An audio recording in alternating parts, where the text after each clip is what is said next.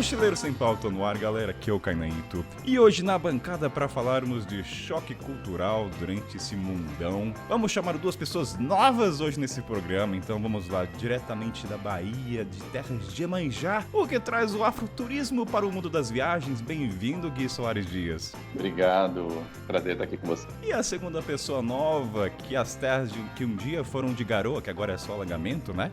E que ele rompe os arquétipos da imagem do jornalista, porque pra quem não sabe ele tem um puta dread, tá? Depois vai olhar o Instagram dele pra você ver. Bem-vindo, Faraó. Olá, tudo bem? Pessoal novo é sempre uma abertura rápida, Mel, então faz uma abertura longa, tá? Olha tirando sarro das pessoas aqui, vamos lá.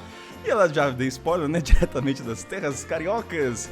E está em interna transição. Bem-vinda de novo, Mel. Oi, pessoal. Oi, Kainan. Oi, Faraó. Gui. Feliz demais de estar aqui pela terceiro episódio. Eu conquistei o coraçãozinho do Kainan. Agora ele vai me chamar mais vezes para participar aqui. Tá contratado agora. Já pode até pedir música. Só não vai pedir músicas aí, que não é do meu gosto. Então, sobe a trilha e vamos pro check-in.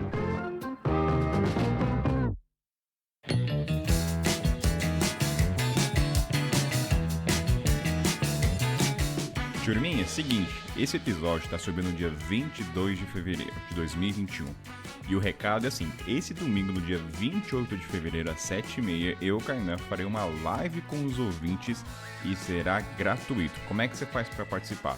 A partir de amanhã, eu estarei enviando um link pelo Telegram, então é só por lá. Se você não tem cadastro e tudo mais, eu vou dar todas as informações. Você vai receber um e-mail com um link para o Zoom no dia domingo. É um papo informal para conhecer um pouco vocês, trocar uma ideia, sugestão de pautas. É criar uma intimidade. Então, essa informação. Então, domingo, dia 28 de fevereiro, às 7h30, lá no grupo do Telegram, fechou? Segunda coisa, para você que às vezes não segue no Spotify, Deezer, o podcast está em todas as plataformas. Às vezes você não está inscrito no subscribe, se inscrever. Então se inscreve lá para você receber. Às vezes eu caio na preguiça do Instagram, não atualizo na hora que sobe. Então, às vezes lá, clica lá seguir nas plataformas. E a última informação básica assim, do podcast, história dos ouvintes. Cara, legal que vocês estão mandando feedback pra mim, vocês estão curtindo bastante. É bem descontraído, né? Junto com a Sofia, junto com o Willy. Que meio que já ficaram a parte fixa, né? Desse formato. Então, se você quiser enviar sua história, vai pro kainan@mochileirosempauta.com.br. Pode ser história triste, pode ser história feliz. Se for uma tragédia, coloque no título, pelo amor de santa misericórdia. Ó, Kainan, saiba que é uma tragédia, então a gente já sabe pelo menos o clima que a gente vai ler, tá? Porque não necessariamente precisa ser engraçado, é legal também ter todos os mundos. E todas essas informações, galera, vai estar no link da descrição. Qualquer dúvida, manda uma DM no Mochileiro ou no meu pessoal no Instagram que eu respondo e tudo mais, fechou?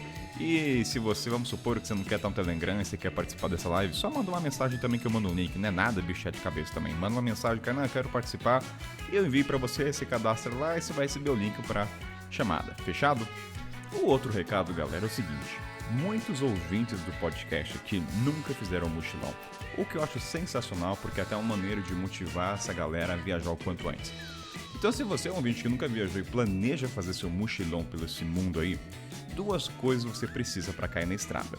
A primeira coisa básica é você descobrir quanto vai custar essa viagem e a segunda é juntar essa grana o quanto antes, certo? Então, o que o Mochileiro Sem Pauta traz para você? O planejador de sonho. O que é? Ele é uma ferramenta, galera, desenvolvida para fazer qualquer pessoa viajar o mundo em poucos meses, começando do absolutamente zero e sem dinheiro guardado. A única regra é que você precisa ter uma renda fixa. Pode ser um salário mínimo, pode ser R$500, mas você precisa ter uma renda fixa mensalmente. Então o que a gente está trazendo? 2 presentes para vocês ouvintes. Todas essas informações, vocês já sabem, vai estar na descrição. E lá você vai ter um link que vai poder estimar os custos da sua viagem. Não importa o continente, asiático, Europa, África, Oceania e tudo mais. Então lá vai ter um workshop que vai ensinar passo a passo para você juntar essa grana de viagem muito rápido. Aí lá nesse workshop você vai conhecer a história de pessoas que pensavam que jamais iriam viajar, mas a galera caiu na estrada em apenas 6 meses depois de assistir esse mesmo workshop que está na descrição. Então você vai lá, assiste tudo mais, link na descrição, então você aproveita essas oportunidades que a gente está dando para você. Clica lá, link na descrição, qualquer dúvida fala comigo ou manda o link para você. Mas é isso, então vamos agora pro programa enquanto você planeja sua viagem, hein, galera? Fechou? Sobe a trilha!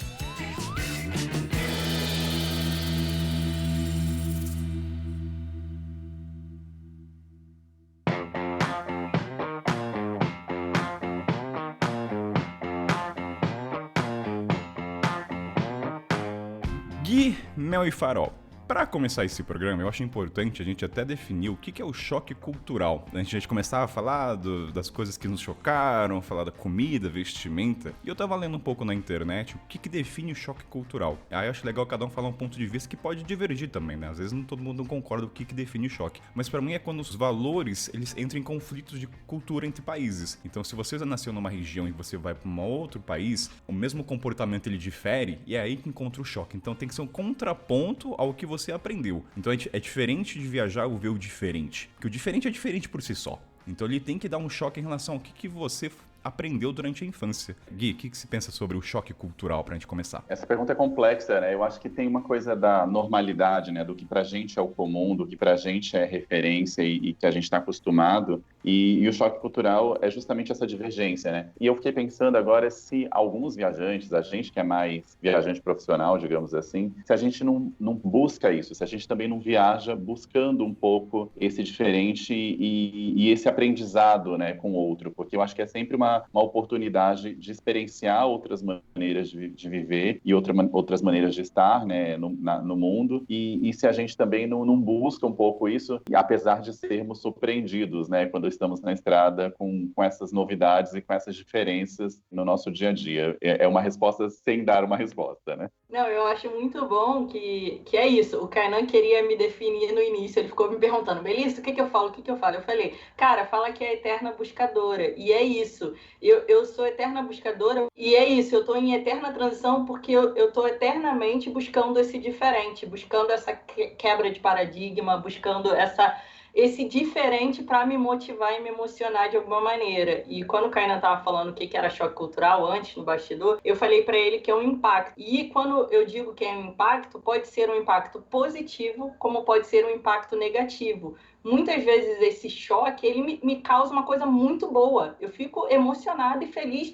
de falar assim, pô, que bom, tô pensando diferente e essa é uma possibilidade de eu viver, de eu cuidar das coisas da minha casa, de eu fazer diferente no meu trabalho. E isso a viagem acaba trazendo diariamente pra gente. Não, e eu concordo com essa ideia de vocês, e também é muito uma questão assim, de desconstrução, porque a gente está tão acostumado com uma cultura, com um jeito de ser, e de repente você dá uma quebrada, e isso é muito bom. Pode ser no dia a dia, mas também é tão legal quando a gente vai para fora e vê outras culturas, outras coisas assim, que pra gente ver como é diferente, e isso dá muito um gosto durante a viagem, que são aquelas pequenas coisinhas assim que você fala, nossa, existe um diferente. Então esse choque é muito, como a Mel falou, tem seus lados negativos, mas normalmente são sempre aquelas coisas assim de, nossa, existe um outro mundo, existe algo fora da minha bolha. E o legal do choque cultural é que a gente começa a ressignificar o que o certo pode não ser certo sempre e o errado pode ser o certo. Que nem a gente vai falar no programa, né? Algumas questões de trabalho no continente, que eu achava que era uma profissão só, um gênero específico, e de repente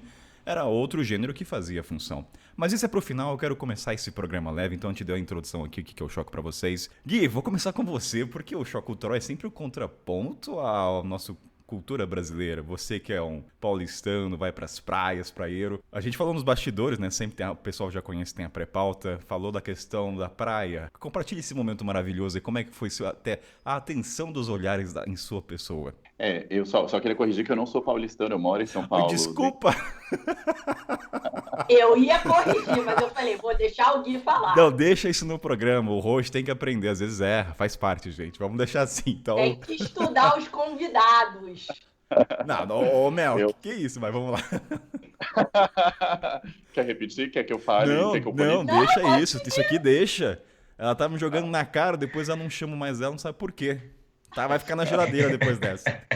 Eu só queria fazer uma correção, eu não sou paulistano, eu moro em São Paulo desde 2009, mas eu nasci em Campo Grande, e, inclusive essa coisa de onde eu sou, eu sempre brinco que eu sou do mundo, porque eu sou essa pessoa que gosta realmente de estar em movimento, passo parte do ano em Salvador, que é de onde falo hoje. E um dos choques que eu me lembro, assim, nesse sentido, foi quando eu fui para a Malásia. A Malásia é um país que tem muitas praias e tem é muito paradisíaco, né? Então as pessoas vão buscar esse turismo de praia. E aí eu estava lá e estava acontecendo a Olimpíadas no Brasil naquele momento, as Olimpíadas de 2016. E aí eu estava lendo uma notícia que era falando que os gringos que tinham vindo para as Olimpíadas no Brasil estavam surpresos com os brasileiros que vestiam sunga, que na praia do Rio de Janeiro era muito comum os homens vestirem sunga, e para os gringos isso era um pouco chocante porque era muito menor do que os shorts, enfim, do que as roupas que eles usavam na praia. E aí eu li essa matéria, eu estava na praia lendo essa matéria, e eu estava de sunga, e aí eu comecei a olhar para o lado e perceber que eu era a única pessoa de sunga. E aí começou a rolar um constrangimento, assim, do tipo, e agora, né?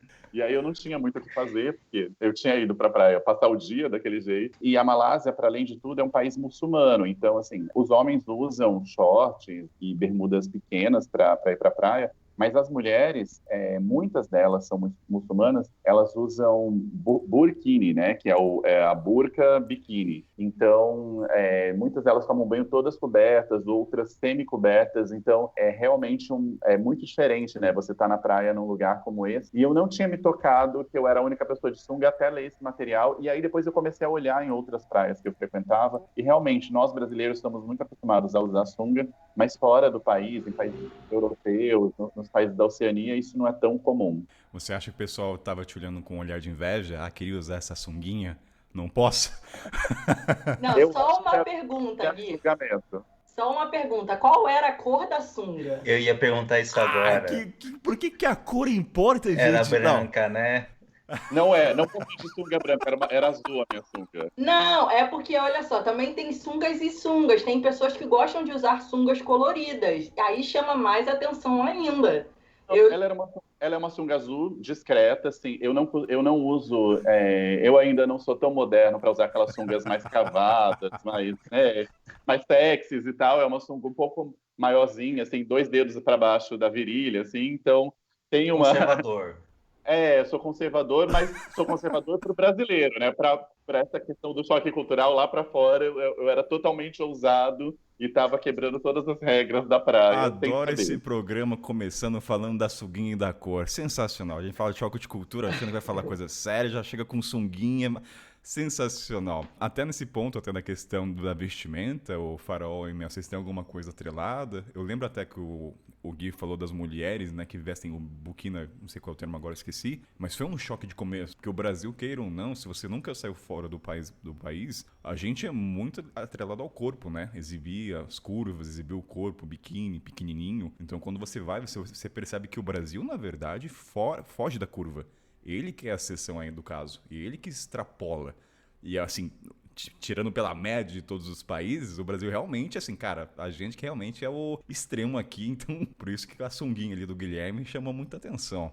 Sim, tanto é que eu queria até aproveitar que na Europa é muito comum você ver mulheres fazendo topless. E não importa a idade, tudo. E até fiquei muito surpreso quando eu vi, porque no Brasil tem essa questão de biquíni e biquínis pequenos, grandes, vários formatos, mas é muito raro você ver uma mulher fazendo topless. É algo... O Brasil ainda assim é muito conservador nesse ponto. Daí você vê para a Europa e vê as mulheres fazendo e é tranquilo. A vida segue normalmente. Você fala, nossa, e eu achava que o Brasil que era tranquilão e tudo. Então foi muito um choque para mim. E daí você acostuma e nem repara mais. Só que no primeiro momento você fala, nossa, é um baque isso. Não, é muito louco isso, né? Que a gente pinta no Brasil que a gente é liberal, que a gente faz alguma coisa, mas tem alguns pequenos pontos que a gente tem esse conservadorismo ainda. Por exemplo, o topless. Eu sempre me questiono muito, agora verão, Rio de Janeiro tá calor pra caramba, né? Eu vejo um monte de homem dentro do ônibus sem camisa. Eu fico assim, caralho, que sonho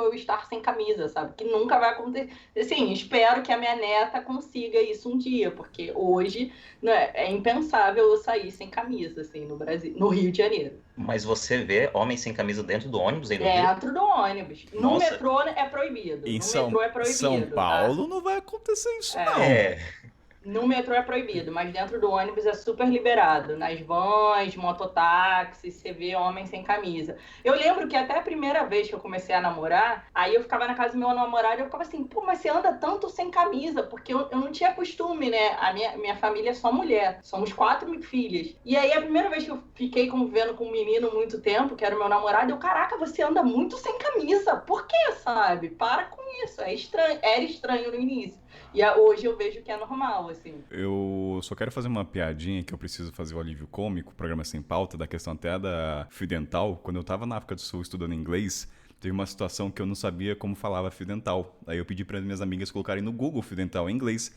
Na minha inocência, o que aparece? É só para saber o quanto está enraizada a cultura do biquíni no Brasil. Não aparece fio dental nas imagens, aparece realmente aquilo que extrapola o corpo brasileiro, né? Mas é só para ver o quanto o biquíni aí tá presente. Agora, conectado até com vestimentas, eu não sei se para vocês foi um grande choque, mas alguns países no continente africano, o choque cultural nesse caso foi refletir sobre o quanto nós brasileiros usamos roupas ocidentais e a gente não tem a tradição de roupas locais. Não tem uma característica na vestimenta. Então, por exemplo, no Sudão, na Mauritânia, na Etiópia, não existe a ocidentalização nas roupas. As pessoas usam ainda as roupas tradicionais, que é talvez de lã, material local. O próprio Mauritânia eles chamam de bobo, que é um casaco azul. E fala, caramba, no Brasil não tem isso, né? Não tem nem... Posso estar falando errado, tá, gente? Porque eu não sou também Wikipédia ambulante, mas eu não conheço uma região do Brasil, tirando as tribos, comunidades, até as tribos, comunidades usam roupas ocidentais. Mas isso é um choque quando eu fui nesse país. Eu falei, nossa, não tem Nike, não tem qualquer roupa assim que a gente tá usando no dia a dia, né, em São Paulo. Vocês passaram por isso? Chegaram a ter esse choque da vestimenta e você ser o único andando na rua e você é o único que tá usando uma roupa que, aparentemente... era normal, mas não é. Você tá característico como estrangeiro, né? Isso aconteceu muito comigo quando eu tava em Uganda, né? Aquele vestido que eu não vou conseguir lembrar o nome, não sei se você lembra, Kainan, que é o vestido do casamento de Uganda. Aquele que tem o ombro alto, assim, e a faixa grossa. É um pomposo, né? Fica uma coisa pomposa.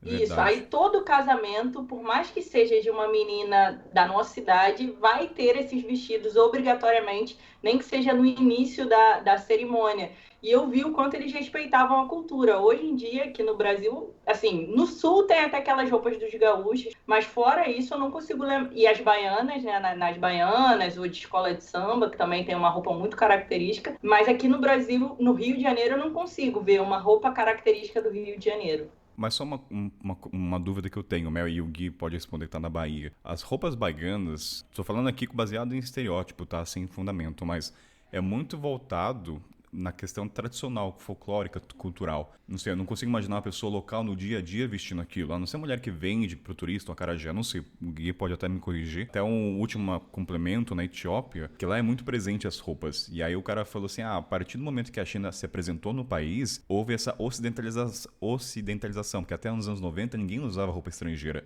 E a partir do momento que a China se implementou no país, aí começou as roupas que a gente conhece como normal. E Gui, a questão da baiana, como é que é? O que você pensa sobre? A baiana ela é muito presente na rotina de Salvador, assim, para além da mulher que vende acarajé, tem as pessoas que trabalham, que chama baiana de receptivo, né, que são as mulheres que, por exemplo, fazem fotos no Pelourinho, elas também fazem recepção de eventos, e também tem a mãe de santo, né, que também usa roupas parecidas. Então, todas essas figuras, todas essas mulheres, elas são bem presentes aqui na cidade de Salvador, e eu sempre falo que, na verdade, elas são a cara, né, de Salvador, porque quando Salvador se vende turisticamente, são essas imagens, né, que a cidade exporta, mas ao mesmo tempo elas são bastante criminalizadas, né? Porque também são essas mulheres que toda vez que a prefeitura faz uma reforma, ela tenta tirar das ruas, ela tenta esconder, né? Então tem essa discrepância aí. De roupas, eu fiquei lembrando um pouco, tem algumas regiões da Ásia, né? Eu fui para uma região do interior da Tailândia que todas as pessoas usavam roupas mais parecidas com as dos monges, sabe? Então, as nossas roupas ocidentais eram diferentes. Os países que eu visitei africanos eram países mais ocidentalizados ou mais turísticos, como a África do Sul, Marrocos. Então, são países que isso não estava tão presente. Assim, as pessoas usavam roupas mais tradicionais, mas também tinha muita gente com roupas ocidentais. E Gui, você sentiu um choque cultural na questão das vestimentas das cores africanas? Porque quando eu cheguei no primeiro país eu vi aquelas cores vibrantes, pra mim foi um choque. Eu falei, nossa, no Brasil é depressivo as cores, é cores de suicídio. tô no inverno com aquele tom preto, azul, eu quero, meu Deus, quero morrer. E aí eu até falei que pré-pauta com o Faraó ontem, o quanto as cores, ela altera o seu humor. Eu falei, cara, no continente, então isso foi um choque. Você sentiu essas cores vibrantes? Eu falei, nossa, por que eu vi essas cores horrorosas no Brasil? Quando eu viajei para o continente africano, eu já estava mais inserido na cultura negra, então eu já estava nessa busca também por adotar, né, algumas coisas das estampas no meu estilo. Então eu viajei para olhar muito de ver o que eu gostava e o que eu ia tentar trazer para mim, né? Então, por exemplo, quando eu fui para o Marrocos eu trouxe coisas, quando eu fui para a África do Sul eu também trouxe. Então, assim, não foi um choque, foi mais um olhar de descoberta e de tentar entender, né? Porque muitas dessas estampas que a gente vê africanas, a gente acha que é só uma imagem, mas todas elas têm um significado, têm uma leitura. Então, acho que teve muito essa tentativa de desvendar o que era, o que estava por trás daqueles símbolos, né, da roupa. E cada cor estampa representa muito, não sei, nunca li tanto sobre, mas eu sei que cada país tem uma característica, aquelas curvas, aquela geometria de cada país. Exatamente. E até eu fico na dúvida agora, quando eu fui para o Marrocos, lembrando agora, eu lembro que eram cores mais terrosas, um branco, um bege. Eu não sei se também tem a relação com o deserto, nos países mais ao norte são assim, e daí mais ao sul, que tem muito mais verde, mais florestas e tudo, é muito mais colorido. Eu acho que pode ter uma ligação, sim, mas é interessante que, por exemplo, quando eu fui tem também essa coisa da globalização, né? Quando eu fui para o Marrocos, por exemplo, tinha muita gente do Senegal, então eu acabei comprando roupas senegalesas no Marrocos. Então, mas eu acho que tem a ver com isso, sim. Eu acho que cada país tem essa característica que tem a ver com a sua natureza, com a sua geografia também. Tanto que no episódio, assim, quem quiser ouvir o episódio do primeiro, que era o Estereótipos Africanos, o Ricardo, do podcast The Roda Mundo, vale a pena conferir. A pergunta que ele fez assim, quando pensa em vestimenta, eu falei que o continente africano vem dois tipos de roupas. As coloridas, que são a maioria dos países, e o branco, que são os países islâmicos, que é uma cor neutra. Então são um contraponto. Tem os coloridos e os neutros, que é a torta errada, o vermelho, que é o Marrocos, que é o Sudão. Você não vai ver essas cores lá.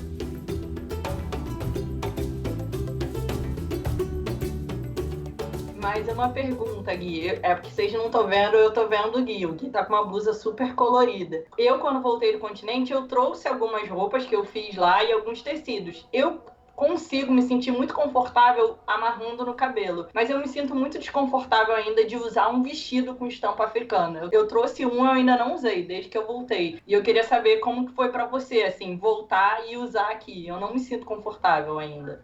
Eu acho que eu já estava usando antes de ir, eu já estava usando a primeira vez, então eu já estava usando algumas coisas, porque em São Paulo, cidade onde eu moro, tem muitos migrantes africanos, né? Então, no centro tem uma gama de pessoas que vendem tecidos, que vendem roupas africanas. A camisa que eu estou usando, o pessoal não vai conseguir ver, mas é uma camisa que eu trouxe da África do Sul. Eu comprei num brechó, uma feira de rua que é muito comum em Cape Town, em Joanesburgo, eu comprei em Cape Town essa. Então, para mim foi tranquilo, mas é isso, assim, eu acho que muitas pessoas, isso é uma dúvida das pessoas brancas também. Posso usar estampas africanas? Pode. Eu acho que é interessante você saber os significados, é interessante você saber o que significa estar com aquilo. A questão do turbante é uma questão mais complexa, né? Então tem uma discussão maior sobre a questão dos turbantes, mas eu acho que estampas africanas numa saia, num vestido, numa camisa, ela é super recomendada, né? A gente está vendo as imagens das pessoas, eu tô vendo que na casa do Kainan, por exemplo, tem um leque super colorido ali, parece uma estampa africana. É tudo africano, tem tudo africano aqui é tudo África.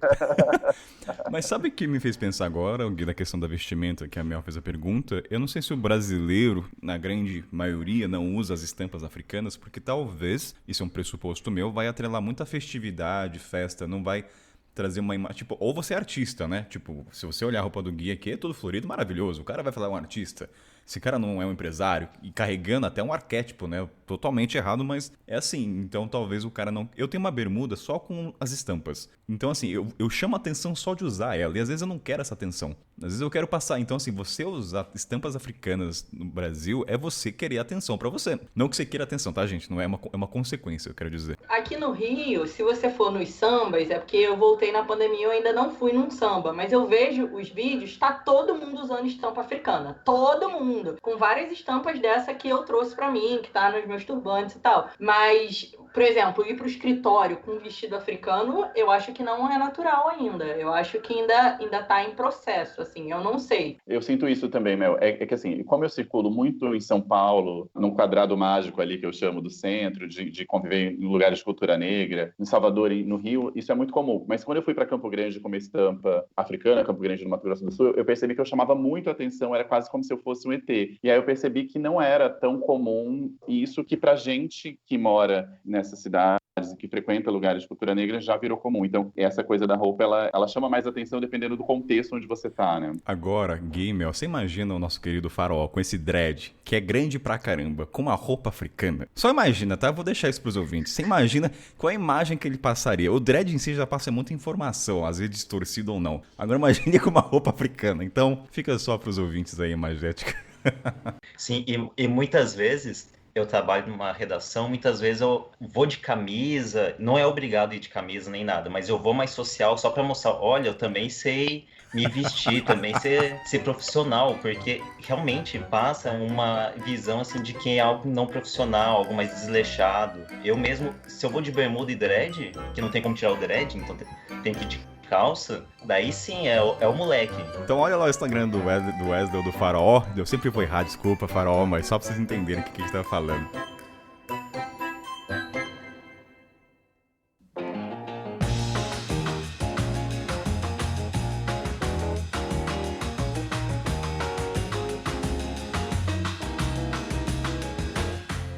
Seguinte, galera, tava falando nos bastidores com a Mel sobre a questão da segurança e ela falou uma coisa que eu falei, Mel, mas isso não é um choque de cultura, né? Ela falou, Kainan, em Uganda, que lá tem muito mototáxi, ela falou que ela pegou uma moto com a mochila nas costas. E eu falei, tá, Mel, mas e qual que é o choque de cultura de você pegar uma moto com uma mochila nas costas? E aí volta o contraponto e a gente vamos falar então da segurança. Mel, descobre pra gente por que pra você foi um choque, um desconforto, né? Que choque cultural é o desconforto num país diferente, usar uma moto em Uganda com a mochila. Primeiro, acho que é importante explicar como é o transporte em Kampala, que é a capital de Uganda, que é um transporte muito louco. Quem ainda não escutou o episódio dos transportes, vai lá escutar, fazendo jabá do outro episódio. Tem 2 episódios falando de transporte e a gente fala de transporte lá em Kampala. É um transporte muito louco, é mototáxi, uma loucura, você vai entrando em beco, você vai sair, enfim, é uma loucura. Aí o meu host falou, olha, você vai pegar um mototáxi pra você ir pra rodoviária. Eu falei, beleza, mas olha só, você sabe que eu vou estar com a minha mochila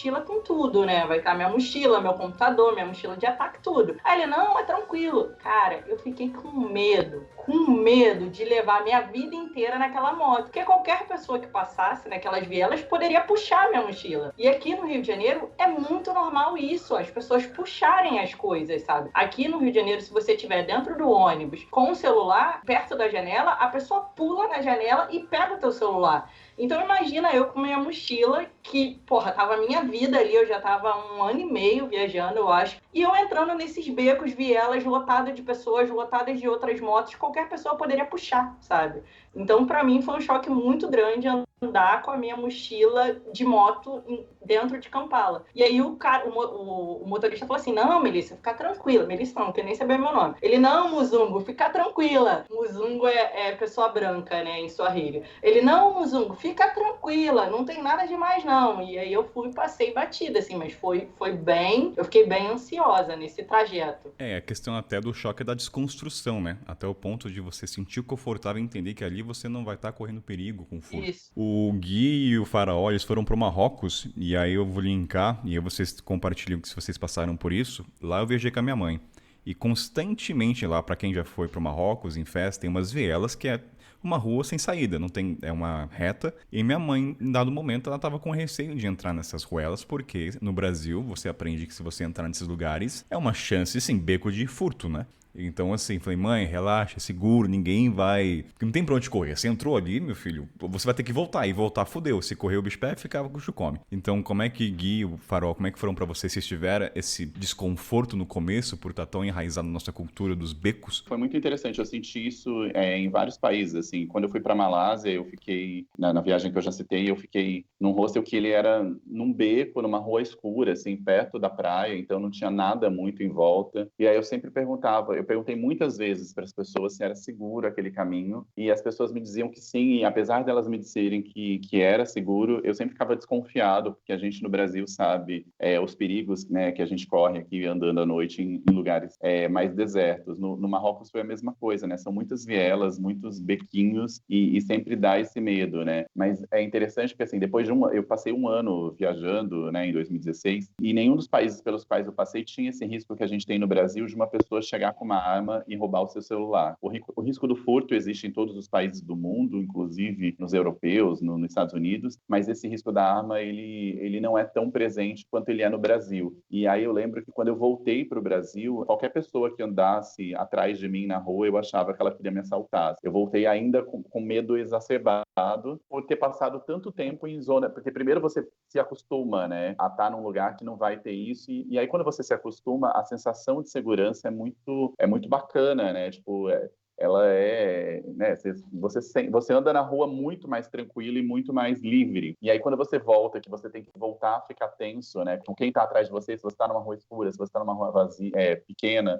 isso dá uma noia também, que é o contrário, né, que é esse novo choque cultural de você se adaptar a essa realidade do Brasil, que você tem que tomar cuidado nas ruas. Sim, e eu lembro que quando eu fui para o Marrocos, estava com mais 3 brasileiros, a gente precisava ir para o hostel, eu pedi ajuda na rua e tal, uma mulher nos ajudou, e não, eu tava indo pro caminho dela, não, parou e nos levou até lá. Foi uns 15 minutos caminhando, e nossa, era viela, era mercado, tenda, um monte de coisa assim, que eu falei, nossa, já era, eu vou ser furtado, é um golpe dela, e no fim das contas ela deixou a gente na frente e voltou pra vida dela, seguiu, ou seja, além dela parar 15 minutos, meia hora do dia dela só para ajudar desconhecidos, foi totalmente seguro. Então foi muito uma desconstrução, porque ainda mais você pensa a África, pensa muito na questão do Brasil. Aqui, quando alguém tenta ajudar, você já fica um pé atrás. Imagina então em outro lugar que é outro idioma, é tudo diferente. Então foi muito um baque. E daí, no fim das contas, era muito tranquilo,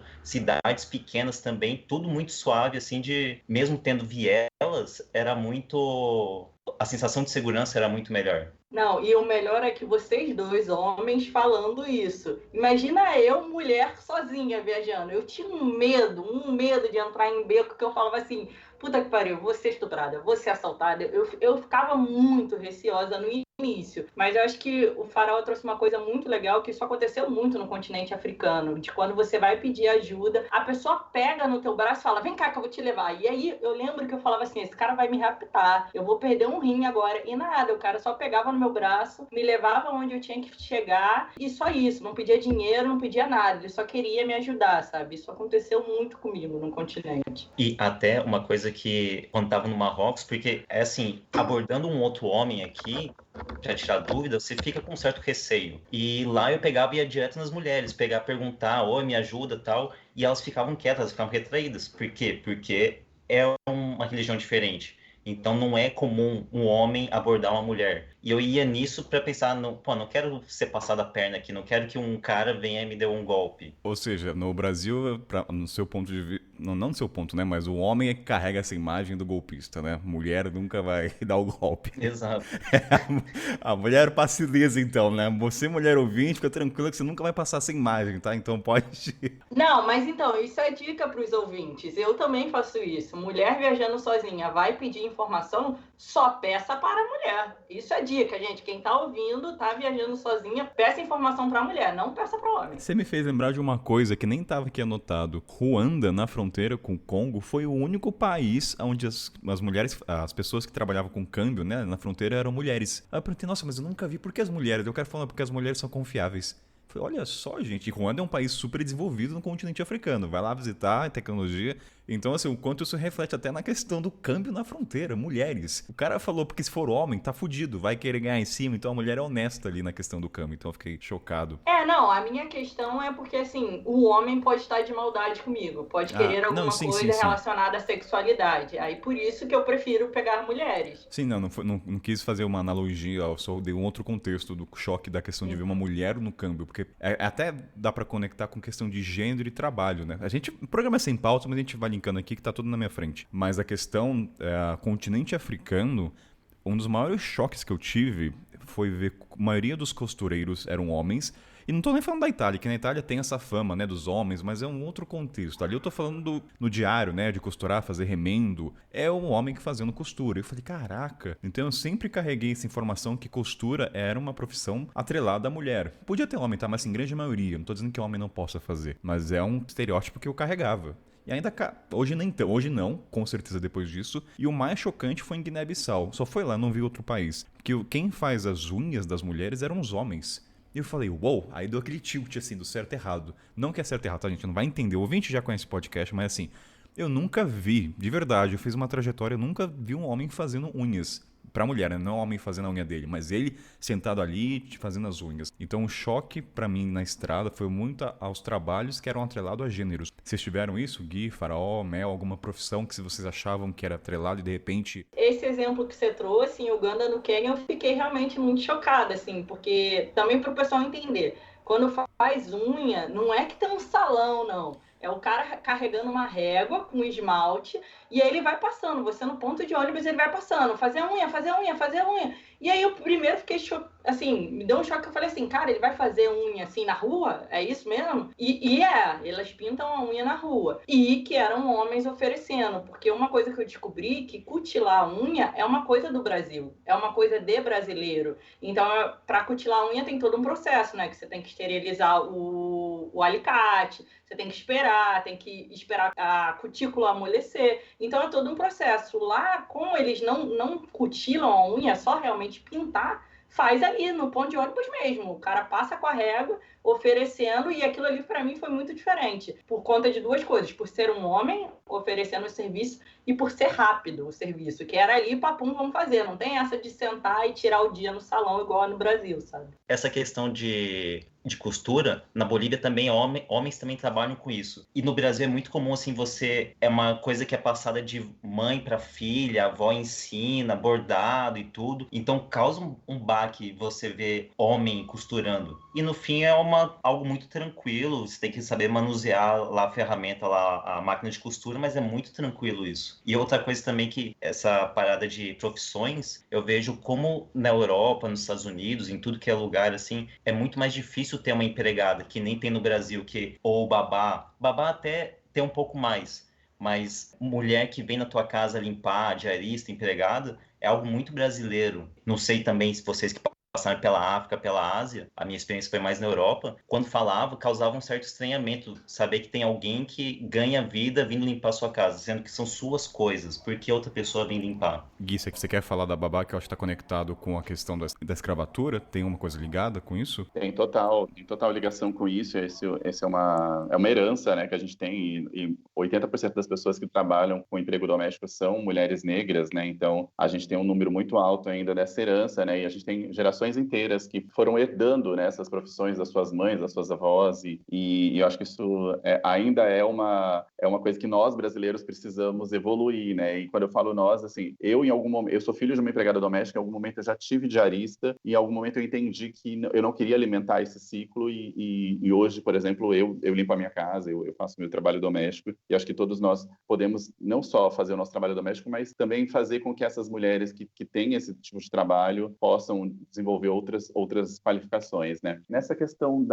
dos homens, eu não lembrei de nenhum choque cultural ligado à profissão, mas eu fiquei pensando em uma outra coisa que me chama atenção quando eu viajo, que é, assim, por exemplo, nos países muçulmanos, de ver homens andando de mão dadas, países que são muito homofóbicos e que são muito intolerantes a pessoas que têm relacionamento homossexual e tem esse costume, né, de andar de mão dada. Na África do Sul, e aí é um outro contexto, assim, eu lembro de ver dois adolescentes, um sentado no colo do outro, dois adolescentes meninos, e isso no Brasil é bem comum, né? Acho que no Brasil a gente tem esse machismo de achar que um homem não pode sentar no colo do outro, senão ele vira, entre aspas, viado, e isso é muito ruim, né, na sociedade brasileira ainda. E na Argentina, eu lembro de ver os homens se cumprimentando com um beijo no rosto, que também não é uma coisa comum no Brasil, e aí eu vi, por exemplo, dois policiais, eles estavam trocando a guarda, e aí eles se beijaram no rosto, assim. Essa é uma cena que eu jamais veria, não sei se jamais, mas assim, é muito difícil de ver no Brasil, e que me chamou muito a atenção desse outro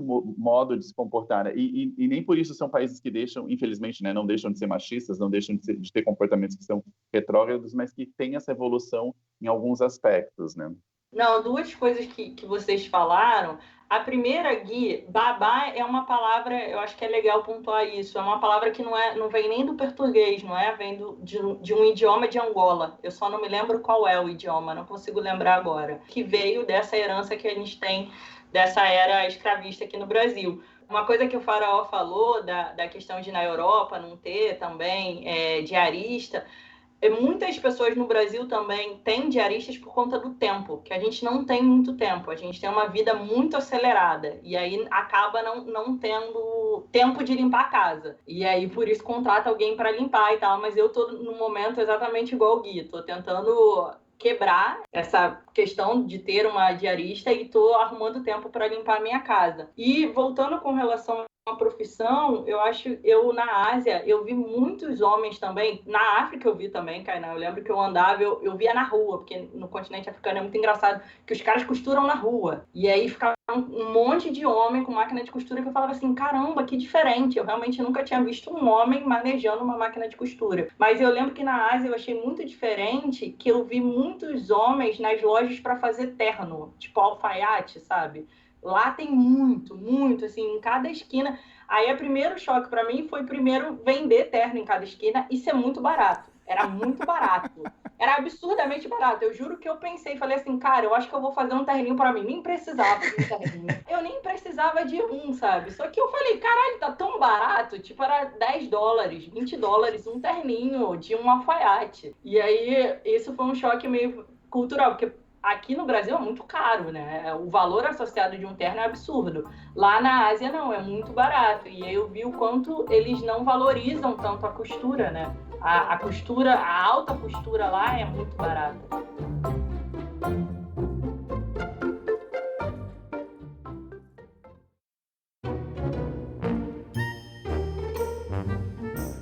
Esse programa, gente, olha, tá realmente assim, tópicos pra lá, vou ter que... Peraí, deixa eu organizar minha cabeça. Eu vou voltar com...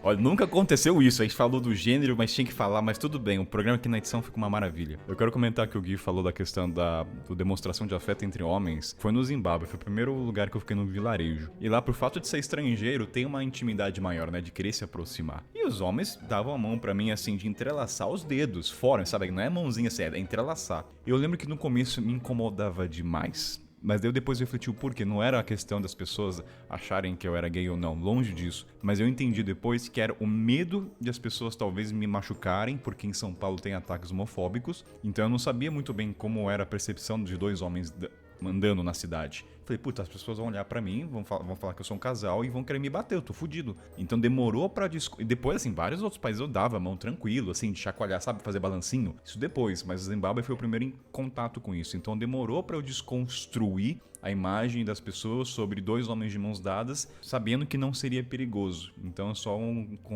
complemento do Gui, da questão da fala dele, que foi difícil pra mim no começo. Essa questão do contato, eu também senti muito estranhamento. Primeiro que eu também vi homens dando a mão e eu achava que eram casais. E aí depois eu percebia não, que era pai, irmão ou amigo, que se abraçava muito. Mas eu no início, e olha que eu acho o brasileiro muito um povo de contato, mas eu no início eu sentia estranhamento no contato, porque eu tenho o meu espaço, eu não sou uma pessoa que abraça muito, que toca muito. E eu lembro que começou aqui no Brasil, eu tinha um professor nigeriano de inglês e ele era muito de contato. Ele me encostava muito. Toda vez que ele falava comigo era um apertão, assim, eu ficava super nervosa, assim. Aí eu senti muito isso de contato no início. Depois eu me acostumei, que eu percebi que no continente africano eles são um povo mais de contato, de toque, sabe? Eu vou trazer uma questão pro Faraó e pro Gui da questão do contato, que foi um choque reverso quando eu voltei pro Brasil. Muitas vezes no continente africano, pelo fato de aparentar ser estrangeiro, né, o cara olha pra mim, sabe que eu sou um estrangeiro, então existe um contato. Então, assim, me acostumei muito, isso eu não, a olhar as pessoas, eu tava andando na rua, eu já vou direcionando o olhar pra pessoa pra cumprimentar. Era comum, assim, dar oi, bom dia, milhares de vezes. E no Brasil, posso estar errado, é um sentimento que está acontecendo nesse momento. Eu ando na rua, não existe um preparo daquela pessoa querer olhar. Eu olho, eu tô querendo fazer contato com todo mundo que atravessa. Eu não tô em São Paulo, uma cidade...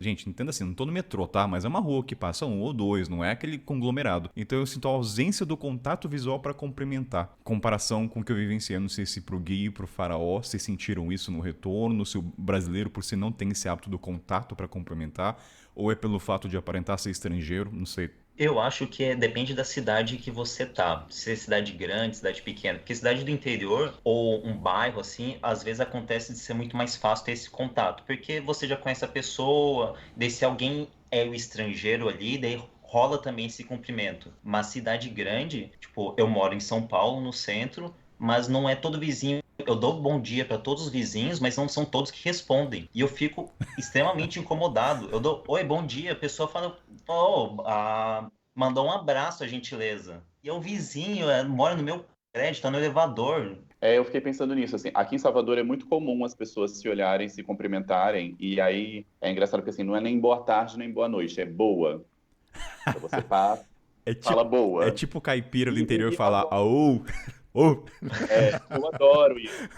Mas eu fiquei pensando nisso, assim, nos países africanos realmente também é muito comum essa coisa do contato visual, das pessoas cumprimentarem, é mais comum mesmo. Mas vocês perceberam isso também nas cidades grandes da África, vocês três que foram para lá? Sim, só que eu fico muito na questão que o Kainan pontuou. Eu não sei se acontecia comigo porque eu era estrangeira, olhavam para mim e sabiam que eu era diferente, ou se porque é costume de lá. Então fica essa questão. Mas o que mais me chocou foi na volta. Eu lembro que na volta eu voltei para o Rio, voltei para o Meia. Eu queria dar bom dia para todo mundo. Eu descia falando com todo mundo. A minha irmã me deu um tapa, falou: Melissa, para de falar com estranho, para de cumprimentar todo mundo. E eu vou muito além só do boa, tá, Gui? O meu não é só boa, não. Eu falo: e aí, tudo bem? Adorei seu cabelo, adorei sua roupa, adorei, faço algum comentário, sabe?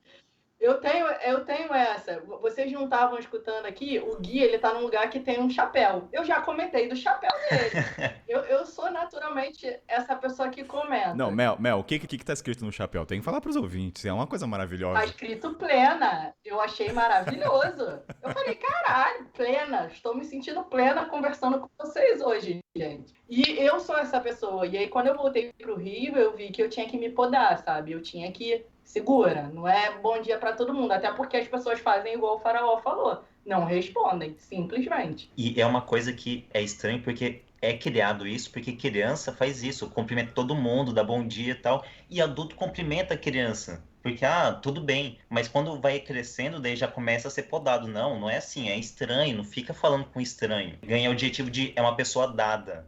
Porque exato, fala com todo mundo. Exato. Não, é simpático. Exato. Uma criança esses dias parou e falou assim, seu cabelo é de verdade pra mim? Aí eu falei, é de verdade. A mãe deu um tapa na criança, deu um tapa. Falou assim, que isso? Minha filha, para de perguntar isso. Vai ficar falando do cabelo dos outros. Aí ela, não mãe, é porque eu achei que era de mentira. Entendeu? No banco. E eu sou essa pessoa que faço isso adulta, entendeu? Eu só quero pontuar uma coisa pros ouvintes. Assim, Kainan, o Faraó, a gente tá falando, assim, baseado em São Paulo, né? Nossas vivências em São Paulo, onde a gente mora. Então, assim, o Brasil é gigante, então não sei como é que é Manaus, mas... Mas assim, quando eu moro em São Paulo, eu passo pelas mesmas coisas que o Faraó passa, tá? De ninguém me cumprimentar na rua, os meus vizinhos não me darem bom dia. Os vizinhos do prédio dão bom dia, mas fora do meu prédio ninguém dá bom dia. Então, tem até uma história interessante, assim, perto do meu prédio tem um cara que tem alguma deficiência mental, e aí a loucura dele, entre aspas, é dar bom dia para as pessoas. Ele sai dando bom dia para todo mundo e ele vai ficando no vácuo, né, metade do dia dele. E ele faz isso há muitos anos, assim, eu conheço ele porque ele mora perto de casa, e eu falo que é uma loucura muito paulistana, né, tipicamente paulistana. Voltando pro Brasil, eu percebi que o brasileiro, falando no estado de São Paulo, tá, refrisando isso, não é tão acolhedor quanto imaginava, né, a pessoa falava, brasileiro é muito acolhedor, olha, falando pro estado de São Paulo, em comparativo com terras africanas, dá de 8-1, 7-1, na verdade, né, então assim, não acredito que o paulistano é tão acolhedor quanto eu imaginava. Eu acho que dá pra linkar também com o espaço íntimo, né, eu acho que quando você vai pra Europa, europeus, né, principalmente, o brasileiro é muito, que nem a Mel falou, tem muito do contato, Então, assim, o espaço íntimo é quase inexistente pro brasileiro. Abraça, dá beijinho, dá 2 beijinhos, 3 beijinhos. África também acho que é parecido, né? Alguns países nem tanto, os países que são regidos pelo islamismo. Mas Europa, eu não sei como foram para vocês, mas vocês tiveram essa dificuldade de aproximação, porque eu senti um pouco de distanciamento, porque brasileiro, eu posso estar enganado, tem aquela coisa, vamos em casa, já conheceu o Gui hoje, Guilherme, vamos tomar uma breja em casa, já chama, já é amigo, o Farol é amigo do Gui, chama o Gui também, vem junto. Então isso lá fora eu acho que não existe tanto, vocês tiveram esse sentimento? Sim, eu percebi que, e daí vai muito também rola muito esse distanciamento com o europeu, demora um tempo até você conseguir quebrar o gelo, se tornar, nem precisa se tornar íntimo, mas se tornar um colega, mas também vai muito o estereótipo da questão de que, é uma pessoa, é brasileiro, então já tem algo sexual envolvendo, tal, e não, na verdade só quer conversar, você tá lá sozinho, vamos tomar uma cerveja junto, vamos ter um momento aprazível aqui entre a gente, não tá pensando em algo já, vamos sair hoje à noite e pronto. Não, uma coisa que eu vejo muito aqui no Rio de Janeiro, a gente é muito do vamos marcar, né? A gente se encontra na praia, vamos marcar. Então, vamos marcar um café, vamos marcar uma cerveja, e nunca marca. Aqui no Rio de Janeiro a gente não é muito de levar a pessoa para dentro de casa. A gente se encontra na rua. Então isso é muito natural de se encontrar na rua. Só que tem uma coisa aqui que é muito diferente do continente africano, que o Kainan falou assim, ele é amigo do meu amigo, eu vou levar pro evento. Aqui no Rio a gente não pode fazer isso. Eu trabalhava numa fábrica e aí a fábrica era muito longe, numa ilha, que é a Ilha do Governador, não sei quem conhece aqui no Rio de Janeiro, quem tá ouvindo, é próximo do aeroporto do Rio de Janeiro, então é no meio do nada. E aí eu pegava muito carona para voltar para casa. E toda vez que eu tinha carona, eu oferecia carona para as pessoas. Você tá indo pro meia também? Pô, vamos, eu tô de carona, vem aqui no carro da minha amiga. E aí todo mundo ficava muito incomodado, porque eu levava sempre um acompanhante para minha carona. E isso no continente africano era super tranquilo. Porra, eu vou no casamento, tô trazendo minha prima, tô trazendo minha amiga no casamento e tá tudo aberto. E aqui no Brasil não é tão tranquilo fazer isso, né? É tão tranquilo você ir e levar um acompanhante com você sem avisar. Sem contar que casamento também, muitas vezes em terras africanas, é aberto ao público, né? Só que não tem... Exato. É um choque... Gui, sentiu isso também, dessa questão de espaço íntimo, quando você foi pra Europa, alguns países? Sim, tem isso, né? Eu fiz intercâmbio em Londres em 2013. E aí eu sentia que as pessoas ninguém te toca na rua. Por exemplo, o brasileiro, para pedir licença, ele pega no seu ombro e te tira, né? Às vezes.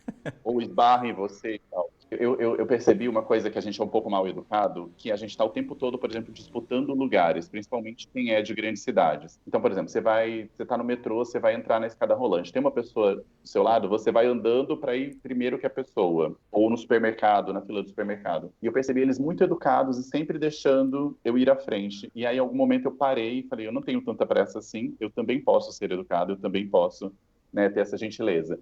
E aí eu percebia que antes, por exemplo, de esbarrarem, as pessoas já pediam desculpas, elas já falavam sorry. Elas nem tinham encostado em mim e elas já estavam falando desculpas. Eu percebia isso na Inglaterra, por exemplo. Nos países asiáticos, tem uma outra coisa que não tem a ver com isso, mas tem, que é essa coisa do cumprimento com as duas mãos juntas, né, na frente do corpo e a referência com a cabeça para baixo. Então, eu sempre acho isso muito respeitoso e foi uma coisa que eu também saí do continente asiático fazendo isso em outros lugares. E é um ótimo cumprimento para a gente que está agora em fase de pandemia, né, que a gente não pode tocar nas pessoas, então é uma forma sempre muito respeitosa, né. E aqui, assim, falando também de choque cultural interregional, vamos dizer assim, aqui em Salvador tem uma coisa que eu estava até brincando, das pessoas serem muito participativas. Então, assim, você vai na farmácia pedir você fala, tô com uma inflamação, sei lá onde, queria um remédio. De repente, a farmácia inteira tá dando opinião no que você quer. No Rio é assim também, hein? No Rio também é.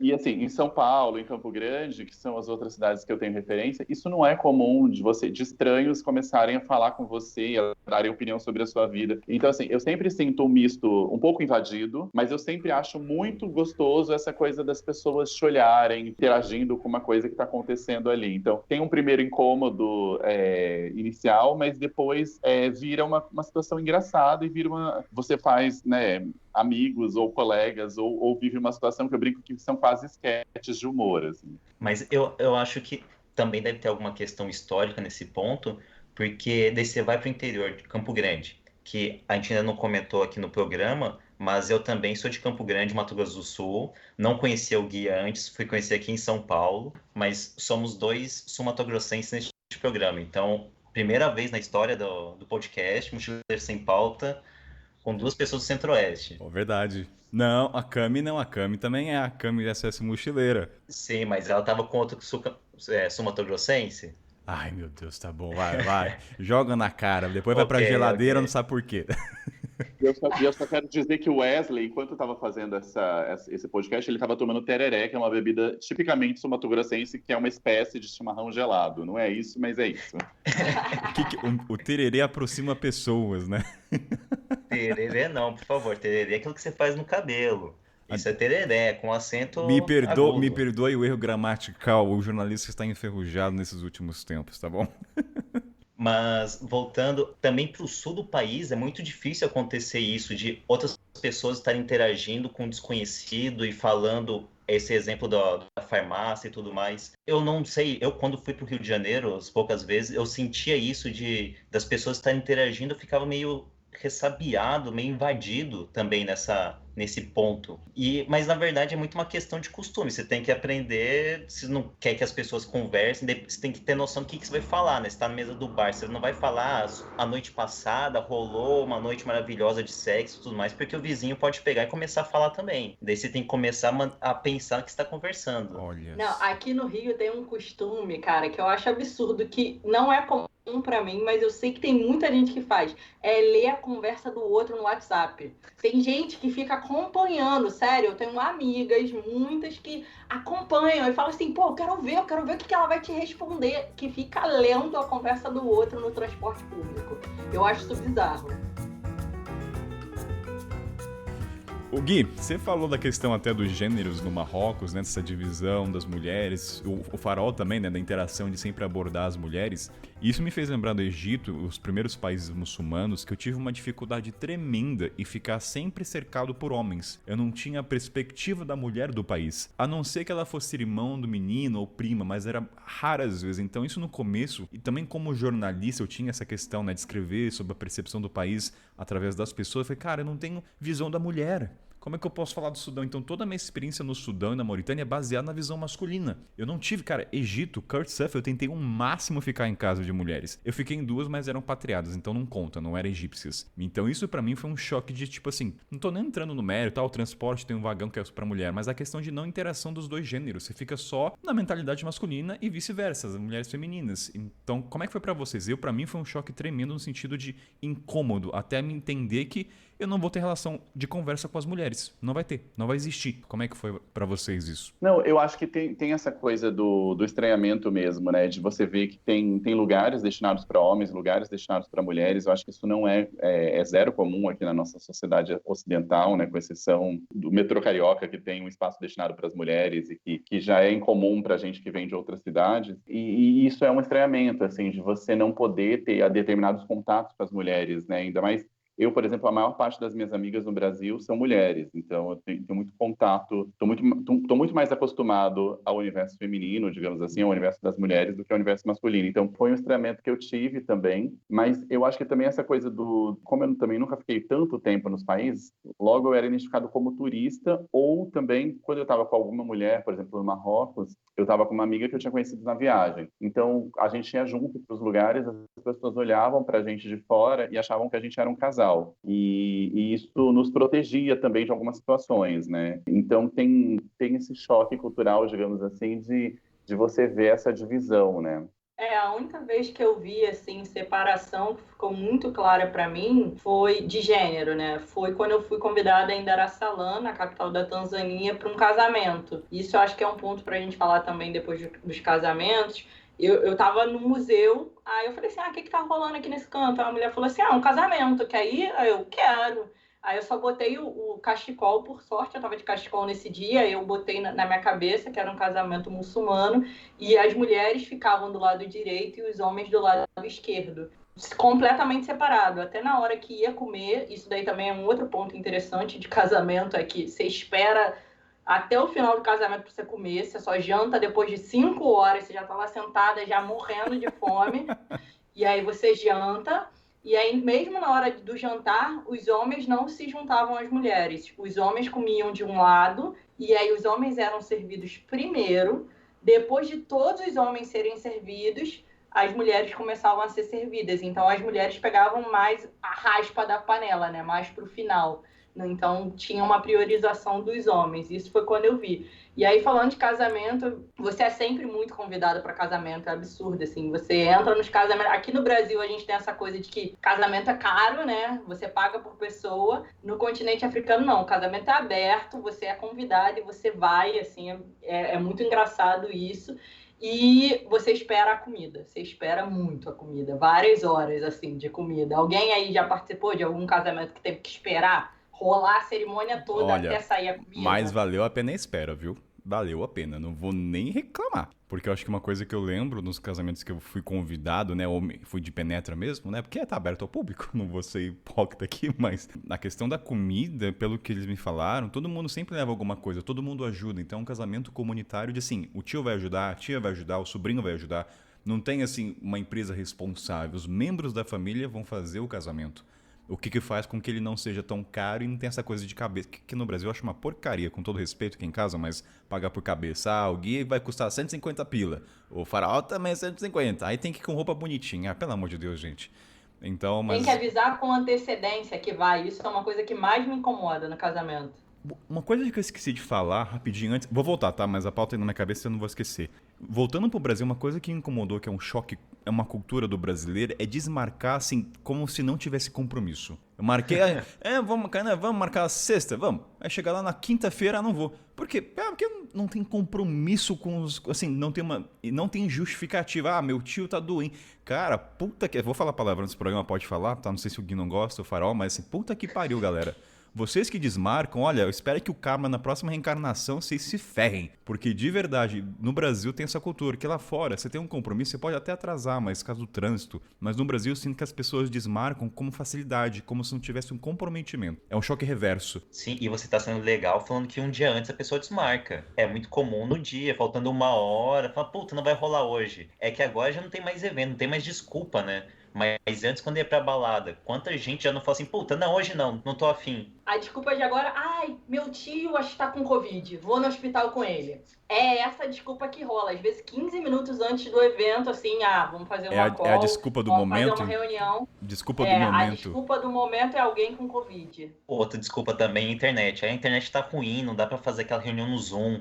Vocês já mentiram pra mim agora? Alguém de vocês já mentiu pra mim? Não, eu nunca menti. Eu já desmarquei a live com o Gui e era a minha internet mesmo, Gui. É verdade. Isso não foi mentira. Não, é só pra saber aqui, pra colocar aqui na lixão quem fica na geladeira. Ou no freezer, né? Não vou colocar nem geladeira, vai pro freezer pra congelar e só desencongelar sei lá quando. Mas vocês sentiram isso, Gui, Faraó, da questão desse choque reverso da cultura do brasileiro de desmarcar sem... Eu não senti no desmarcar, mas eu senti na coisa que a gente tinha comentado do chegar na hora, né? Na Europa isso é muito levado a sério. Então, se você marca às 9 horas, é 9 horas, não é 9h05, não é 9h10. E tem muito uma coisa do respeito com o tempo do outro. Então, chegar atrasado, desproporcionalmente, é muito mais considerado deselegante, enfim, um desrespeito lá fora do que aqui, né? Então, a gente que é brasileiro... Eu, por exemplo, eu não sou uma pessoa que costuma atrasar, mas eu tenho aquela coisa dos 15 minutos de tolerância. Eu acho que 15 minutos está tudo bem, eu acho que está dentro do horário marcado. Mas para eles, se é 9 horas, é 9 horas. E muitas vezes, eu lembro, assim, que já nessa fase do WhatsApp, de marcar 9 horas e, sei lá, 8h40 a pessoa fala, já tô aqui. E aí você fala, porra, mas era 9 horas, eu tô aqui todo atrasado, eu nem saí de casa. Tudo errado. Mas hoje eu sou muito uma pessoa, eu continuo sendo essa pessoa razoavelmente pontual, e aí eu tenho que esperar. Eu tenho uma das minhas melhores amigas, por exemplo, ela é muito atrasada, Cíntia, beijos. Atrasada quanto, Gui? Vamos dar números aqui, vamos condenar tua amiga. Vamos... Tipo, a gente marca 2 horas, ela vai aparecer às 18, então... Que amizade é essa? É hora de romper as amizades e ressignificar seus amigos, Gui. Pois é, mas aí ela fala que ela tem um tempo que é o dela, é o tempo das coisas e tal. E como eu gosto muito dela, eu fui aprendendo, eu não fico mais bravo, então hoje, se eu quero que ela chegue às 2, eu falo que é para ela chegar às 10, e aí vai indo. Então, eu tenho ressignificado essa coisa de horário. Eu sei que não tem nada a ver com a pauta, Kainan, mas isso acontece com a minha mãe. Minha mãe é a pessoa mais atrasada do mundo, e eu sou uma pessoa que gosta de pontualidade. Então, assim, eu já sei que minha mãe vai atrasar, então eu já marco 2 horas antes. Já ressignifiquei, sabe? Que minha mãe não vai mudar, é isso. Vamos fazer um momento leve aqui que eu tenho uma curiosidade pra você. Eu tenho uma pergunta, né? Vamos supor que vocês estão recebendo um estrangeiro na casa de vocês. Nunca veio pro Brasil. E aí o choque cultural para eles. Quais são as 3 coisas principais que eles falariam? Assim, em São Paulo, seria o que? O tempo, não andar com o celular? É normal dar beijo no rosto no Brasil, mesmo dos desconhecidos. É normal ter lixo no banheiro, que alguns lugares da Europa, até na África do Sul também, não tem lixo. A pessoa joga o lixo dentro do vaso. Aqui no Brasil a gente não joga no vaso, a gente joga no lixinho. Por uma questão de não ter rede de esgoto preparada, tá? Não é por uma questão de só pra... Eu iria nessa linha de toma cuidado com o que você tá na rua. Celular, documento, leva num bolso ali fechadinho, não fica olhando toda hora. E é bizarro, porque se vem um gringo pra cá, o cara vai saber como chegar daqui na 3 quadros. O cara vai ficar olhando, a gente já olha, mas fala, ó, decora o mapa, não fica pegando o celular. Eu lembrei de uma coisa que o Gui tinha falado na pré-pauta, né? Se prepare para dividir a breja, né? Lá fora, não é? É bem isso. Também o transporte, né? O transporte não tem hora certa. A gente não consegue acessar qual o horário que o ônibus vai passar. Só se for intermunicipal. Desses tópicos, eu quero trazer um pouco da cerveja, porque também dá pra falar dos países que não pode beber na rua, né? Quando o Gui falou da cerveja de 6, eu não bebo álcool, eu não sou muito chegado, só por fatores de trabalho mesmo. Olha, usando o álibi do trabalho pra beber, né? Mas vamos lá, eu fiquei curioso porque eu nunca tinha pensado, né? No Brasil, lá fora, eu não lembro de ter visto essas garrafas de cerveja de 600 de litrão. Nunca vi, mesmo. Daí até lembrei, nossa, no Brasil tem as mesas de bar da Skol com aquele buraco no meio que já é pra cerveja, já. Então, isso é muito do Brasil, né? Então, quanto beber cerveja pode ser um choque cultural pra galera que tá sempre com a sua Smirnoff na mãozinha ali, né? Então, eu achei curioso, interessante falar sobre cerveja. Como é que foram pra vocês Sim. quando vocês foram pros países que não podiam beber farol? Descortei você, pode falar. Não, tranquilo. E até fico pensando se é comum também, porque aqui no Brasil tem muita questão, você vai ao bar com os amigos, você vai dividir cerveja 600 ou litrão e vai pedir aquela porção de batata frita, de mandioca frita e tudo mais. E fora eu não lembro, além dessa divisão de álcool, que cada um levava sua própria long neck e tudo, se também tinha essas porções assim nos bares. Eu acho que acaba não tendo, é muito uma questão, acho que aqui do Brasil. Gui, você que é um cara que parece apreciar cevada, da mais refinada, você tem alguma coisa a comentar sobre a fala do Farol?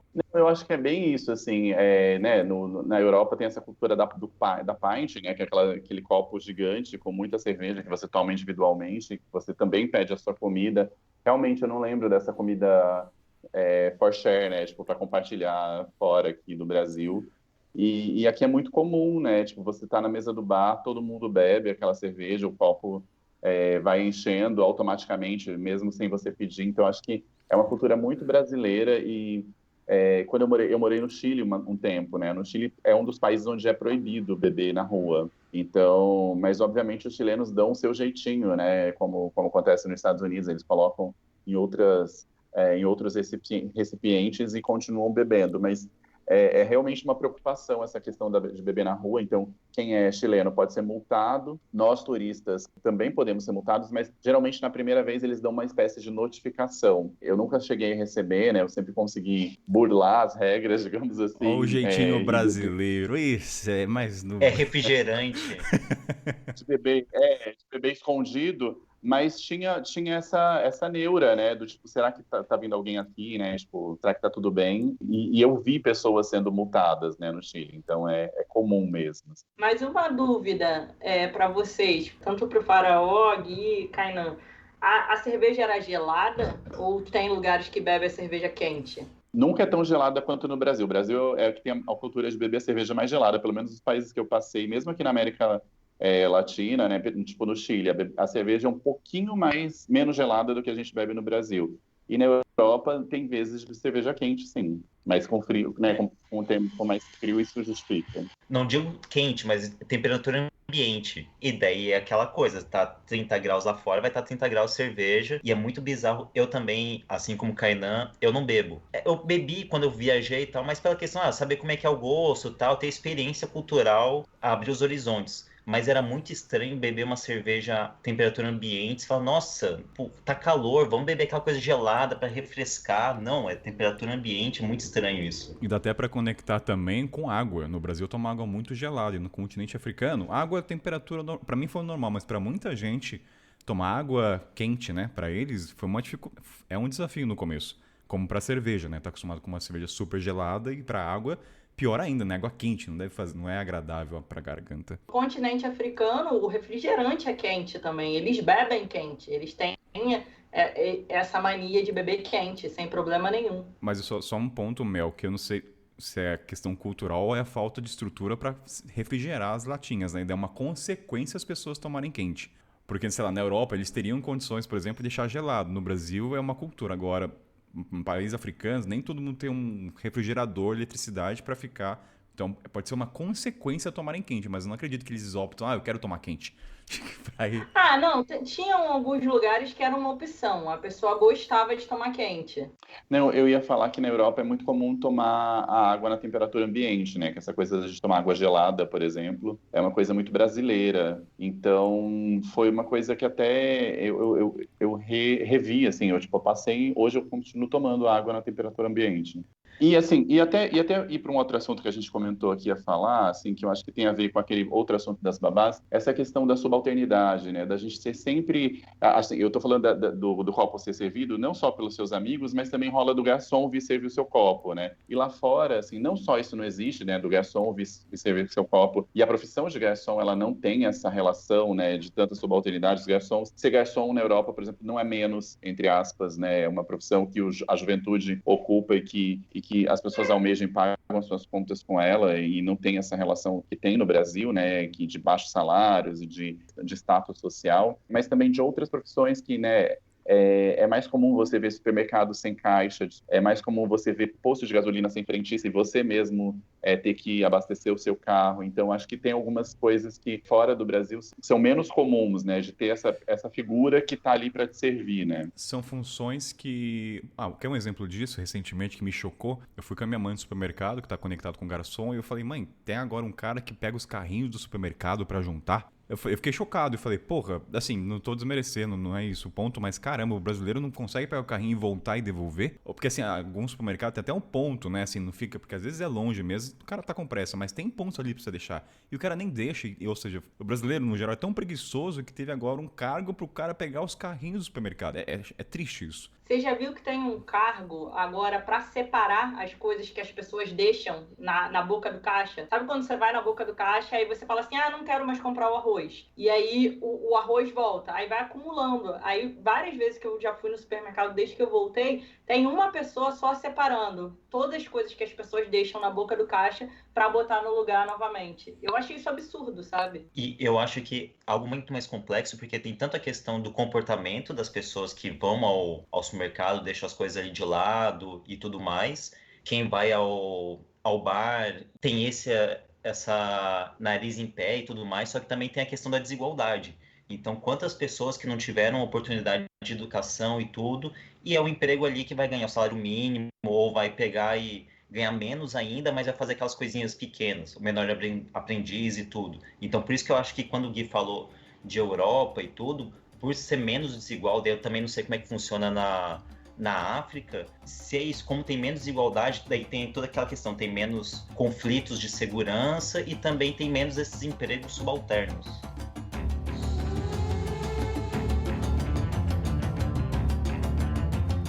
Como é que é um evento de um enterro, vocês que foram em outros lugares? A diferença que eu vi muito clara é que em alguns países o enterro é uma celebração, né? Eu estava na Tailândia, um dos chefes de estado lá tinha morrido, e era uma celebração, eles estavam dando comida de graça na rua. Eu lembro que foi uma das comidas mais apimentadas que eu comi na vida, e todo mundo estava indo participar. Então acho que tem 2 pontos desse enterro que eu fui.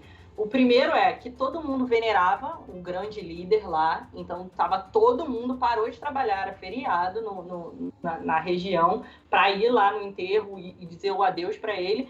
E era uma celebração, era uma festa. Eu acho que tem alguns países, no México também, a morte é celebrada. Eles não veem a morte como uma coisa ruim.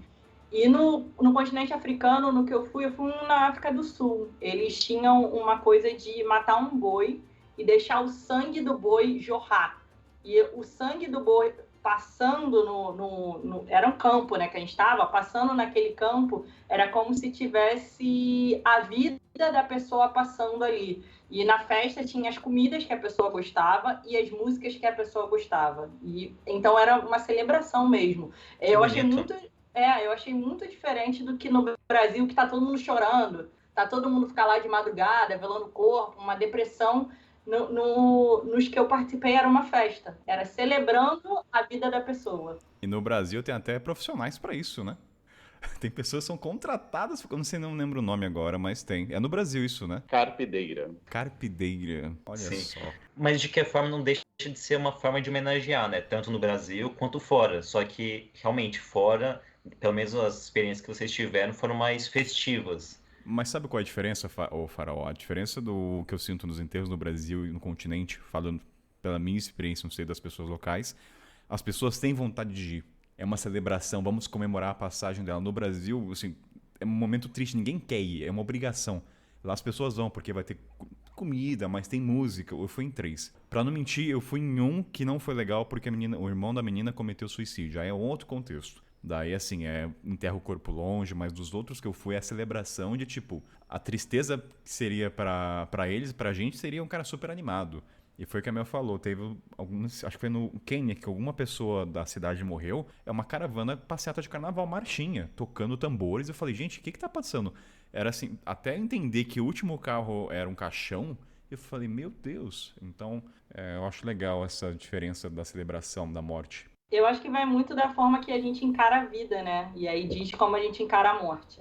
O do Gui tem que ser tudo estampa africana, né, Gui? Como é que Eu não sou tão importante, tão maravilhoso quanto o Nelson Mandela, mas eu adoraria que as pessoas dançassem, que as pessoas festejassem, porque eu achei super bonito. Eu não sei se vocês viram isso, quando o Mandela morreu, as pessoas foram pra frente da casa dele dançar. E eu acho essa cultura africana muito bonita. Eu sei que é um momento de tristeza, mas eu sempre falo isso pros meus amigos. Eu quero uma música do Ileaê e as pessoas bebem a cachaça. Sensacional. Ó, já tá registrado aqui, gente. O amigo do Gui aí, como é que ele quer, viu? Cumprir aí o requisito. Outro ponto, Kainan, que eu acho que vale a pena a gente comentar muito das viagens é a forma que a gente come, né? A forma do alimento. Uma coisa que me chocou muito quando eu cheguei, e engraçado, eu estava no Quênia, mas eu estava num host da Palestina, não, do Líbano. E aí ele falou, hoje eu vou cozinhar para você. Aí eu já achei isso maravilhoso. Primeiro um homem, meu host, cozinhando para mim. Isso já não é comum no Brasil. Aí eu, maravilhoso, ele cozinhou, perguntou o que eu gostava e tal. E aí depois, quando a gente foi sentar para comer, na casa tinha mesa, mas a gente não sentou na mesa, a gente sentou no chão. Ele arrumou tudo no chão pra gente comer. Eu falei, gente, mas o chão não é sujo? A gente vai comer no chão, tem certeza? Aí ele lá no Líbano é comum a gente comer no chão. E eu achei isso maravilhoso. E ainda tem um plus, além de comer no chão, é comer com um prato. Era um prato sendo dividido para todo mundo. A refeição era compartilhada. A gente não tem aquela individualização de esse é meu prato, essa é minha comida. Não, esse é o nosso prato, essa é a nossa refeição.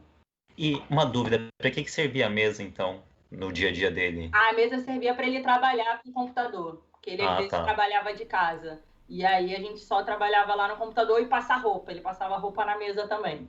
Que ele era tipo um empresáriozinho no Quênia. O Farol, no Brasil, quantas famílias aí, né, tem mesas só por enfeite mesmo?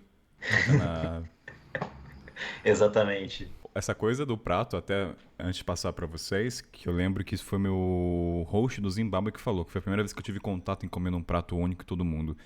Eu achava que era só uma questão de união, né? É também isso, mas o que mais eu gostei quando ele falou foi o seguinte, comendo um prato único com 6 pessoas em volta, te obriga a você olhar o tempo que a pessoa come e respeitar o tempo de cada um. Você não pode comer 5 mãozadas em 10 segundos e o outro comer em 1. Então você começa a tentar ao outro, para todo mundo comer junto e igualitário. Cara, no Brasil eu senti muito isso, eu acho uma péssima cultura. Quantas vezes eu tava na casa dos amigos e a pessoa começa a comer e eu tô ainda, sabe, me arrumando, já começa a servir e comer. Eu falei, cara, você não esperou por mim? Então, assim, isso no continente africano no geral tem sempre essa cultura de esperar todo mundo para comer. É o momento da comida.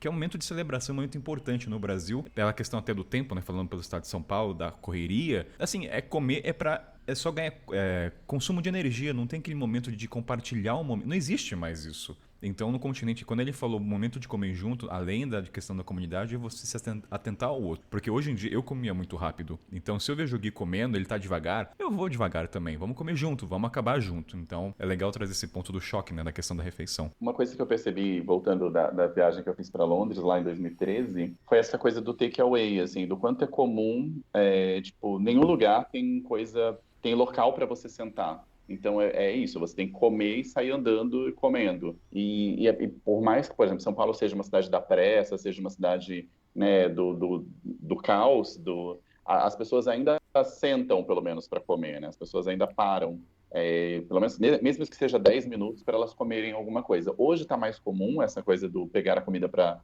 levar, mas eu acho que tem essa coisa do comum. Uma outra coisa que eu percebo é a presença do guardanapo, né? No Brasil, tem muito guardanapo. Adoro quando o Gui traz assim elementos que eu não imaginava. O guardanapo. O guardanapo agora vai. Vamos dar um destaque pro guardanapo aí. Vamos lá, que eu nunca tinha pensado nisso. O guardanapo está sempre na mesa de qualquer restaurante do Brasil. Na Europa ele não vai estar sempre na mesa. Você talvez tenha um papel, uma folha de guardanapo, não várias à sua disposição. E no continente africano eles vão te oferecer uma bacia com água para você lavar as mãos. Então não tem guardanapo. Então essa é a diferença básica assim do comer, né? E é muito legal essa coisa né, da água também, porque em muitos lugares, a Etiópia, por exemplo, um lugar que é doutor nisso, digamos, é do comer com a mão, né? É uma outra relação quando você come com a mão, né?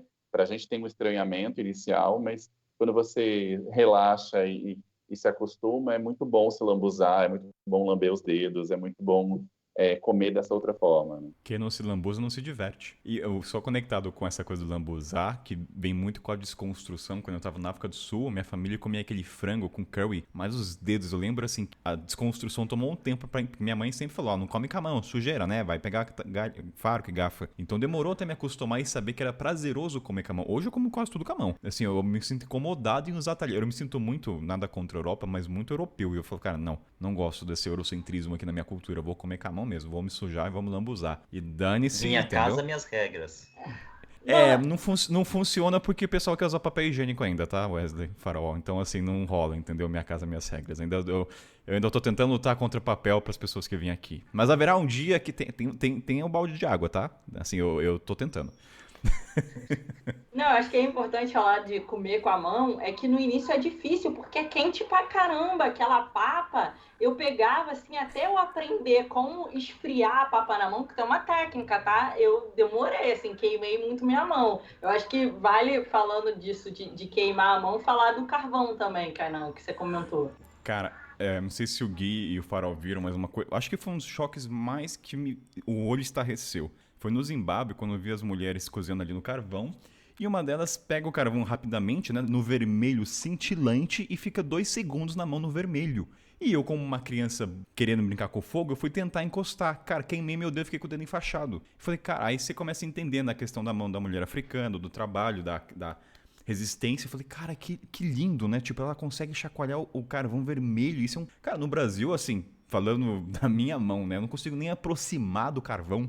E já quem dera encostar. Então, assim, a questão da cozinha, todo o processo é um choque muito grande, da questão até da fumaça dentro das cozinhas de algumas africanas. Enfim, vai ter um episódio só sobre comidas africanas, tá? Vai ter um episódio só pra isso. Então, vamos deixar separadinho ali nas pautas. Não, acho que aproveitando que a gente está falando de comida e o Gui foi para a Ásia, não sei se o Faraó já foi para a Ásia também, que você vê a comida muito fresca lá, a street food na Ásia, tipo fruta, legume fresco, que aí faz um legume remexido ali. E eu lembro que muita gente, mulher, quando está na TPM, eu especificamente, eu quero comer um negócio pesado, gorduroso, fritura. E aí eu ia pra rua pra comer, eu falava assim, caralho, só tem fruta, só tem legume. E eu gosto normalmente. Só que quando eu tô na minha queda hormonal da TPM, eu quero comer uma batata frita. E eu não achava, assim. No máximo eu achava um rolinho primavera, que era de legumes e era frito. Aí eu comia. Mas geralmente na Ásia, assim, na Tailândia especificamente, Bangkok, nossa, é uma parada muito fresca e muito saudável, muito fitness. É maravilhoso, só que quando você quer um junk food, você dá uma sofrida lá. E até linkando com isso desse choque cultural de cozinha, também reparando nas cozinhas das casas, né? Por exemplo, no Brasil é muito com gás, é difícil ter uma variação. Daí você vai... Só que já tem algumas cozinhas, não sei se é tão comum aqui no Brasil, mas pelo menos é na Europa, de ser aquela elétrica que daí fica vermelha ali, daí eu quando fui olhar, cara, como é que eu sei que tá quente? Eu vou meter a mão para ver como é que tá, porque você tá acostumado a ver a chama. E na Ásia tem alguns lugares que também não tem cozinha na casa, que as pessoas têm que comer fora, daí toda uma cultura de ir para fora para se alimentar. Uma coisa que eu lembrei que eu quero dar uma aprofundada, que isso aconteceu comigo no Malau, de choque cultural, de ressignificar, foi na questão assim, o que é o belo? Vou dar um exemplo do Malau e o porquê disso. A gente é metralhado por imagem de publicidade, de comercial, e o quanto isso impacta a gente sem a gente perceber, isso é inconsciente. Tanto no jornalismo, a gente sabe muito bem disso. E no Malawi, pela ausência de publicidade, eu fiquei no vilarejo, praticamente todo o país, então eu nunca fiquei na capital. Então eu não era exposto à revista, à TV, nada. E em dado momento, assim, no vilarejo, eu comecei a olhar para as mulheres e eu não sabia o que era belo ou não. Foi muito marcante esse momento para mim. Eu falei, nossa, mas essa mulher aqui, talvez sem dente, ela é muito bonita. Eu ficava olhando e eu não sabia classificar. Então, o choque cultural que eu quero trazer é a ressignificação até do belo, né? Às vezes, por exemplo, eu tô tanto no Zimbábue que agora o que era o belo estereotipado brasileiro, todo mundo sabe que é loiro, olho azul, né? Mas não vamos entrar nesse mel, que é uma porcaria. E de repente você fica tanto tempo no outro país que você começa a ressignificar. Guilherme, posso usar a sua persona como exemplo, se me permite? Claro. Esse nariz maravilhoso que deve conquistar muita gente. Eu li um blog, um texto seu que você falou desse nariz, não sei qual texto foi. Que assim, o quanto isso... Você quer discorrer sobre? Não, sim, tem essa coisa do... Tipo, tô gaguejando aqui porque é um tema complexo para mim. Mas se não quiser falar, você fala, tá? Assim, não... Tem um problema. Eu acho que essa questão dos traços negroides, né, ela é uma questão no Brasil e ela é uma questão que a gente foi se resolvendo com elas, né? Então, a Mel, por exemplo, se classificou como uma mulher em transição. Uma das transições que ela fez foi a transição capilar. E hoje, aposto que ela se considera muito mais bonita com o cabelo natural do que ela se considerava antes, quando ela tinha o cabelo alisado. E essa coisa do nariz, para mim, foi uma desconstrução também, né? Então, assim, na minha família, eu cresci ouvindo que meu nariz era feio, por ele ser largo, por ele ser fora desse padrão euronormativo. E eu demorei muito tempo para me aceitar. Demorei muito tempo, tipo, já pensei em fazer plástica, já pensei em mudar isso. E depois que eu me aceitei, hoje eu considero meu nariz normal, assim, não acho ele feio, mas não acho ele lindo, acho ele normal. É lindo. Vamos falar que é lindo. É o meu nariz. E aí, É o nariz, ponto. É o nariz ponto, exatamente, é o nariz ponto. E aí, quando eu fui para África, não, na África meu nariz era normal. Quando eu fui para Itália, eu percebia que não só o nariz, quanto a minha cor e tal, ela era considerada exótica, né? Então era diferente, né? Meu nariz é completamente diferente de um nariz italiano. Porque meu nariz é grande, mas é um grande diferente do nariz italiano, né? Então tinha essa coisa de... Foi a primeira vez que eu ouvi, por exemplo, na Itália, que meu nariz era sexy. E aí virou plena mesmo. Aí o Gui sabe agora, hoje que eu vou me dar bem. Bom, temos que concordar com isso. Só que nesse caso específico, bateu num outro lugar da objetificação, que é uma coisa que muitos homens negros vivem, né? E eu não sou esse, né? Não tenho esse estereótipo e tal, mas e aí bateu nesse lugar e aí eu entendi que era um elogio, mas, né, bate aquela dúvida também do repensar. Então acho que tem essa coisa da característica física.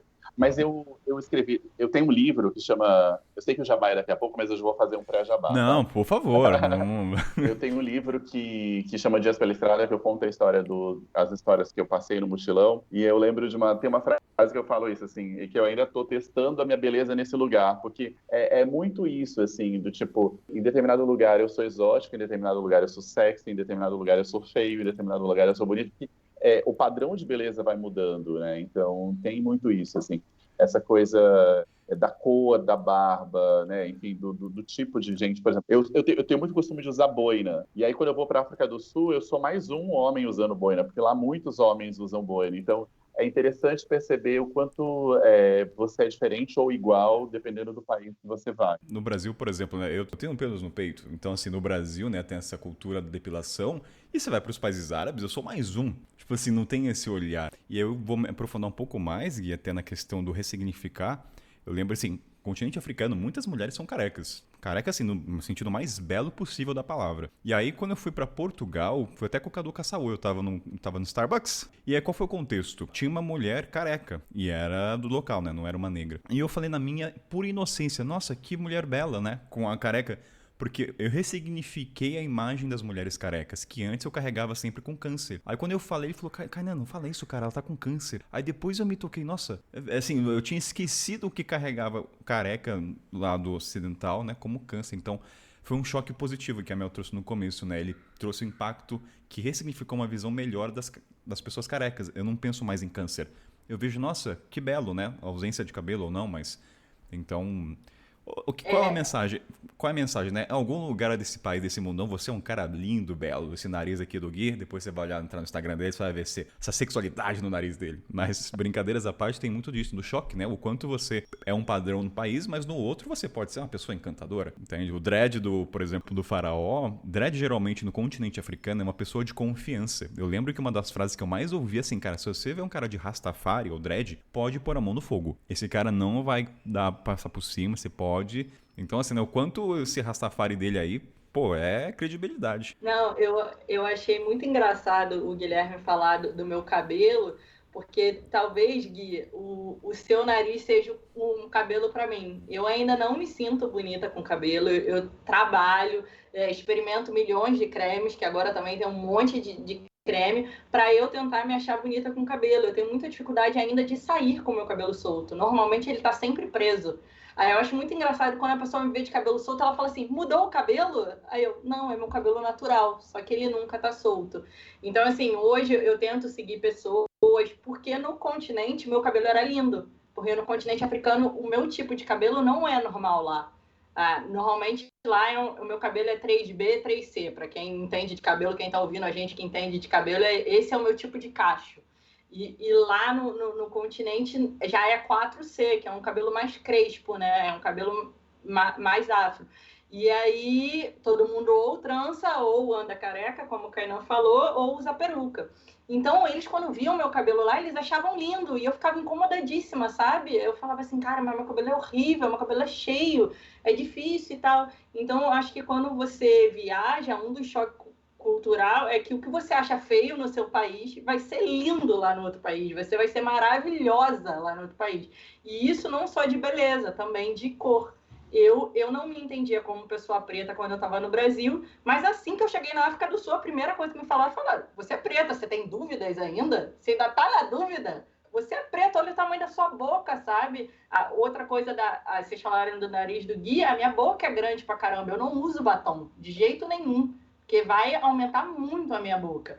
E lá fora eles falavam assim, pô, você tem dúvidas se é preta? Melissa, você é preta, sua pele tá na sua cara, como assim? Tá na sua cara, olha o tamanho da sua boca. Mesmo quando eu tava com o cabelo alisado, que no início da viagem ainda tava alisado, eles falavam assim, pô, você é preta, você é latina. Eles só me chamavam de latina na África do Sul. Então, assim, você vai mudando muito a percepção sobre si mesmo, sabe? Da questão da peruca é importante falar, Mel, que é até a questão do padrão de beleza, né? Quando eu cheguei lá, vi aquelas perucas, vamos descrever aqui melhor, né?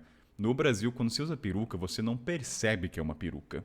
Ela é muito bem implantada, né? Pelo que eu vejo. Continente africano, especialmente Quênia e Tanzânia, é uma peruca, assim, o formato da peruca não condiz com o biotipo da pessoa. Então você vê que não assim, até vai ter uma pauta sobre eurocentrismo em todos os aspectos, desde mídia, desde comportamento, mas aquele cabelo não converge. Então, assim, daí eu ficava, mas isso aqui é bonito? Isso, pra mim, no começo, isso é feio, isso é bizarro, pra não dizer. Então, até eu entender com o tempo, gente, eu tô sendo sincero, né? Tudo é uma questão de aprendizado legal compartilhado. Não vou falar que eu olhei e falei, nossa, que lindo, sensual. Não, seria muita hipocrisia da minha fala aqui. Mas daí depois eu perguntei pros homens e falei, cara, eles acham lindo. E eu falei, caraca, meu. Então, assim, ressignificação de padrão de beleza, o que é belo na estrada é um puta choque cultural. Então, às vezes o carecão, às vezes o dread aí do faraó pode ser uma coisa sensualíssima aí, que ele nem sabe ter um país ilusão da vida aí, que pode falar, nossa, é só faraó, só rei usa esse tipo de cabelo, né? Sim, e uma coisa até que acabei não comentando antes, quando eu fui pra Rússia, agora recentemente, as pessoas ficavam me olhando muito, e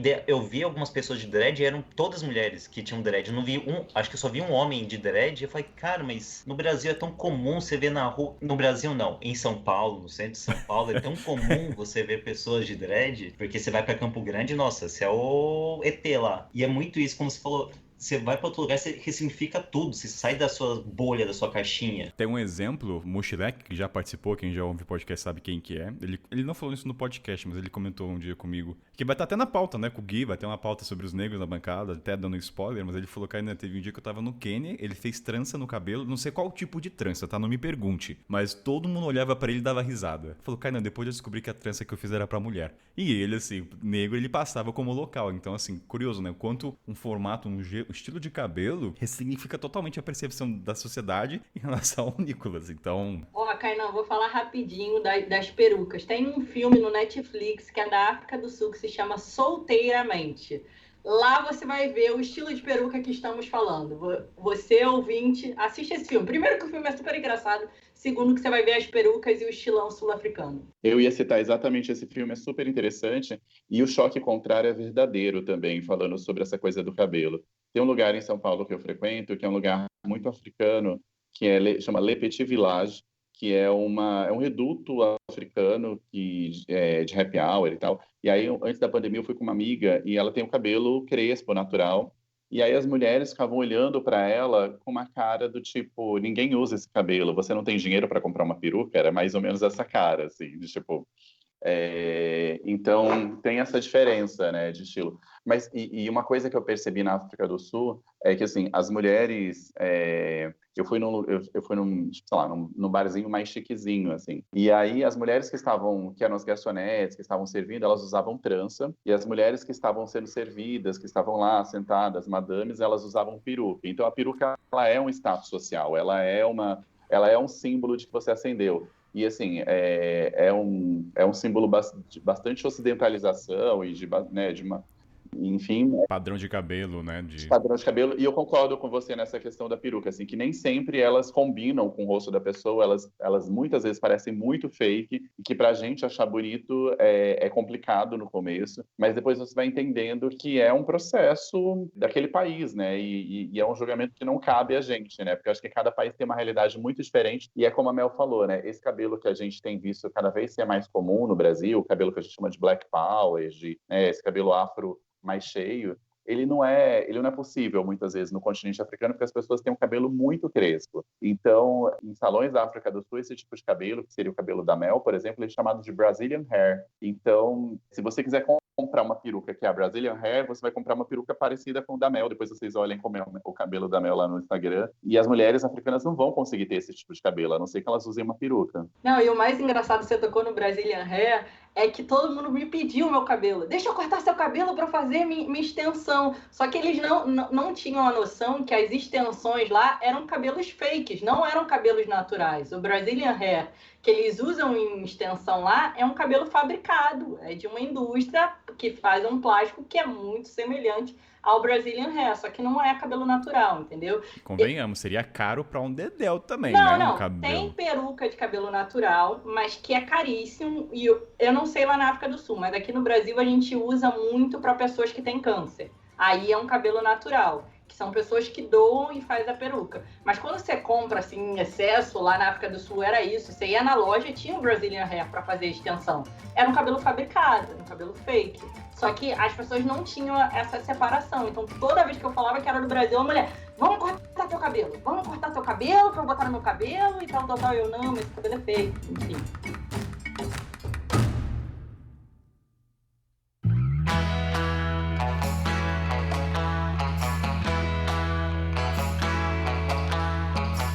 Momento Jabá, galera, aquele momento que os convidados têm o 0800 aqui pra eles, então vamos começar por ela. Mel, vamos lá, o que você tem hoje? Pessoal, me segue lá no Instagram, MelJustGo, eu produzo conteúdo sobre transformação. Eu usei a viagem para transformar minha vida, eu saí da engenharia e hoje eu sou viajante e produzo conteúdo, segue lá. Gui Soares Dias, faça o seu 0800 pra gente aqui. No Instagram eu tô como Gui Soares Dias, tem um programa no YouTube que chama Guia Negro Entrevista, tá no YouTube da Catraca Livre, quem quiser acessar lá, e assistir, vai ser muito legal ter vocês. Eu tenho um site também que é o guianegro.com.br e faço tours pela Black Boys Viagem em São Paulo, como a Caminhada São Paulo Negra, aqui em Salvador, como a Caminhada Salvador Negra, e a gente realiza uma viagem todos os anos para Palmares, que é muito da hora. Eu vou até ajudar no jabá aí, porque tem cliente que pode dar o veredito, né, seu Faraó? Isso é uma verdade, eu participei já da Caminhada do Gui e ó, é informação do início ao fim, história pura, recomendo fortemente, hein? Olha, que jabá maravilhoso do Gui, olha, tem até cliente que pode dar o veredito, olha só. Sem falar que você fica olhando esse homem lindo, falando o tempo todo. Esse sorriso contagiante, né? Você olha Sim. esse sorriso assim, você fica até coração mole. E agora meu sorriso nem tá aparecendo por causa da máscara. É verdade. E já aproveitando o gancho, Faraó, faz o seu jabazinho. Bom, gente, pode me acompanhar pelo Instagram, @faraoklimpel, KLIM de Maria, P de Pato, EL. E também eu tenho um blog que é o folha.com/check-in, tudo junto, que lá traz relatos de leitores, se você tem seu relato de viagem por aí, pode mandar pra mim, pode falar comigo que a gente tenta colocar lá. É isso aí, cara. E aqui é o Kainan, a voz de sempre, já tem lá no bloco de recados, mas é isso. Obrigado, Gui. Obrigado, obrigado, Faraó. Aê, Valeu. valeu, Beijo, obrigado. gente. Tchau, tchau.